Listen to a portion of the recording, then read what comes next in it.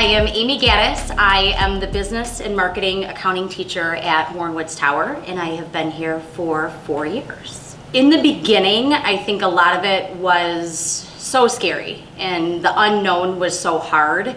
Luckily, I currently teach online at a local community college, so that did help me, and I did feel that I was somewhat, maybe a little bit ahead of the game. Just because I was familiar with the technology and the platforms as far as to be able to teach online and how to be able to do it. I think the challenge got to be is when we went simultaneously of face-to-face and online. There was a learning curve and just learning on how to use the platforms to still be engaging on both ends. And a lot of it was trial and error and just kind of going through what worked and what didn't work and what I needed to improve on to try to make it as fun as possible. Hi, my name is Scott Corpus. I'm the band, choir, and guitar teacher here at Warren Woods Tower High School. I did a lot of contacting fellow band directors and choir directors, the MSBOA organization, MSVMA organization, Michigan School Band and Orchestra, as well as Michigan School Vocal Music. Collaborating with my colleagues across districts was really how I came about it. You know, obviously listening to professionals and scientists and doctors and all that, but really figuring out what everyone else was doing is kind of how I figured out what I was doing. My name's Jacqueline Couch. I'm a registered nurse. I've been a registered nurse for 16 years, and this is my 5th year teaching health science at Warren Woods Tower. Yeah, a lot of preparation, a lot of collaborating with other teachers. You know, we have a group within the Macomb County of health science teachers, and we work together closely over the summer before school started to share resources with each other, to share ideas with each other, and then also working with, you know, other staff and administrators in the district. But definitely a lot of changes had to occur, getting more comfortable using online resources and those online tools. My name is Craig Cutjaw. I'm the athletic director here at Warren Woods Tower High School and also at Warren Woods Middle School. I'll be finishing up my 6th year this year here. Well, with the COVID outbreak, we have to test all of our athletes for the spring sports. Previously, just for winter sports, we had to do our wrestlers. So we had to provide questions for each athlete before they came in for practices or games, letting us know how they felt. We had to fill out certain forms, making sure that they were okay to practice. And now that we are actually testing, we have to test once a week using our rapid antigen test. We can generally test about 100 student athletes in about 45 minutes to an hour. We normally do that on Mondays so we can be prepared for the week of practices and games. All right, my name is Mike McKenzie, principal here at Warren Woods Tower High School. It's my 24th year in the district and about my 15th as principal, and as assistant principal for 5 years and taught social studies for 5 years before that. Well, obviously it was a difficult transition for everybody, every district, everybody within the building, from the students on all the way up. And it was a little bit of trial and error in the beginning. You know, we had plans to go in person back in August, and we realized we maybe weren't ready, and so we held off and did everything virtual in September. We came up with a plan here at the high school where our teachers were going to teach students online and in person at the same time. So while they had kids in front of them, they also had kids online watching. And the reason we did that was to offer basically the full number of courses that we have, because we couldn't do it. We only have one French teacher, so that one French teacher couldn't teach all the kids we had in person as well as the kids online. So this allowed us the flexibility to offer all the courses we had. And at the start of the year, we had about half of our kids were online and half of our kids were in person. And it was asking a lot of the teachers to take that on, and it was there was a lot of apprehension at first, and we just kind of jumped in, and it hasn't been perfect, but it's worked, I think, about as well as it could work. And another added benefit, especially that we realized pretty quickly, is the ability for our students to transition online and in person. So when schools started having to quarantine people, We just simply had them stay at home, and they were staying in their same class with their same teachers. We've allowed that flexibility somewhat as we've moved on throughout the year. Parents get apprehensive and they get nervous, and they may not have COVID, but they're worried about COVID, so they ask if they can keep their kids at home, and we allow that to happen. Most districts, I think, in the county are not able to have that fluidity that we've been able to provide, and it's all the teachers. What we asked them to do was a huge undertaking, and they really have risen to the occasion. In the beginning, in particular, when you're 100% virtual and you're trying to play and sing at the same time, it's literally impossible to do. So we had to come up with other ways to keep the students engaged, whether it was teaching about the marching band, which we tried doing during marching season, whether it was taking another avenue of solo approaching to singing, which we did in choir. We had different projects that we did throughout this year, working on theater solos, working on band solos as well. So just some things that we did a little bit more individual based than we did group based, especially in the beginning. Now that we're more hybrid, we have kind of gone back to a group approach, but that's still challenging when you have both students online and in person at the same time. We were fortunate at, with Warren Woods Public Schools, there was a lot of training that we did have through curriculum learning, using Teams. Mr. Hustick is amazing because he did post a lot of videos on how to do things and how to upload things. So we were lucky on that end because we did have those resources available. And I think a lot of it was just networking within our community of just seeing like what has worked, and what other teachers were going to be doing, and just trying to figure out how to use the platform just for videos and sharing and screen sharing. So working together to get an idea of what everyone else was doing. Yeah, just the online resources, getting familiar, having training on how to use the Schoology online platform and becoming familiar with that. Doing some professional development on how to engage online students in the classroom as well.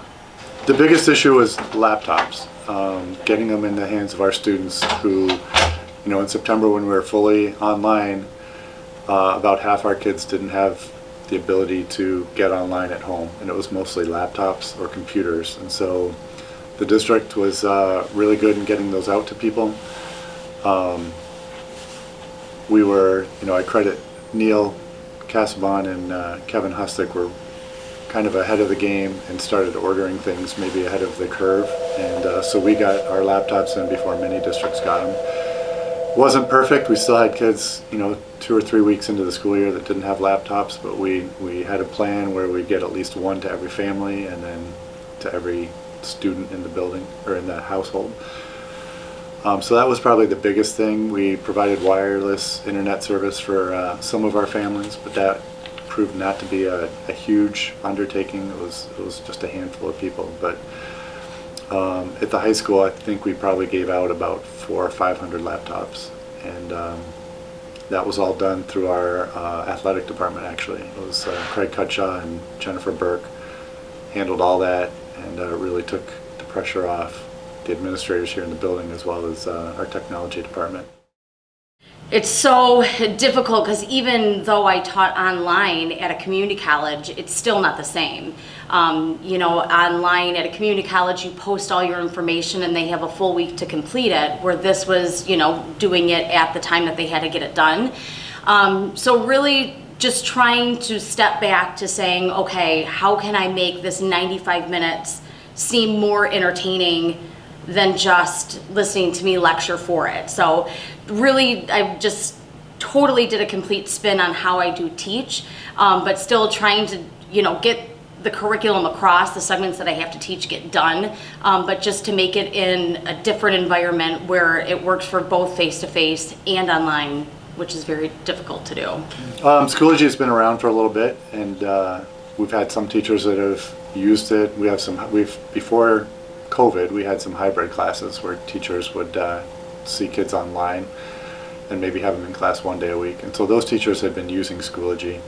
When everything shut down in March last year, we were kind of scrambling like everybody else, and we had many platforms. We were using Schoology, we were using PowerSchools, we were using some Google things, some Microsoft things, and it was a lot for our students and our parents.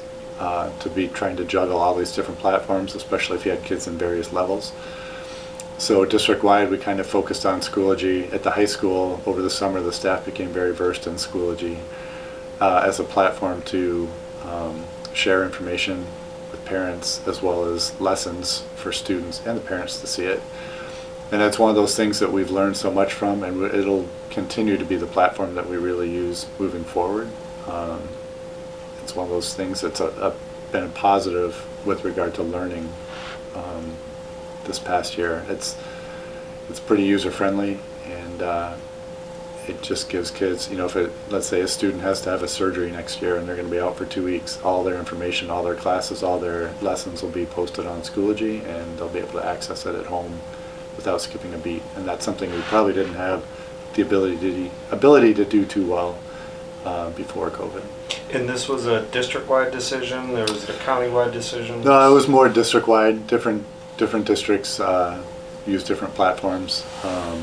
Schoology is definitely pretty popular, though. So in health science, this has greatly impacted our teaching because a lot of what we do in our classes is hands-on. A lot of the times in the past, the students are working very closely together, and right now we are not able to work closely together. We have to keep our distance.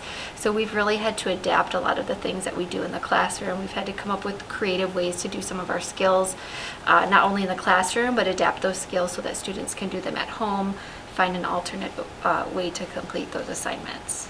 Well, first of all, students are required to wear masks at practice. They have to remain socially distant, and then each coach will put their teams in groups or pods.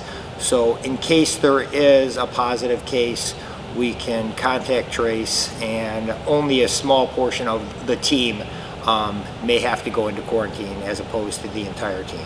If we get a positive test, then we will immediately notify the student.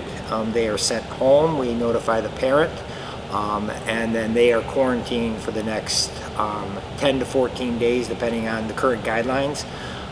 If they come back and they get their own PCR test, which is the swab test that the doctors, and they come back negative, then they are able to come back. However, if they test positive, then they do have to remain in quarantine. If we get negative tests, we will report them to the state along with all of our positives. We report them online to the state.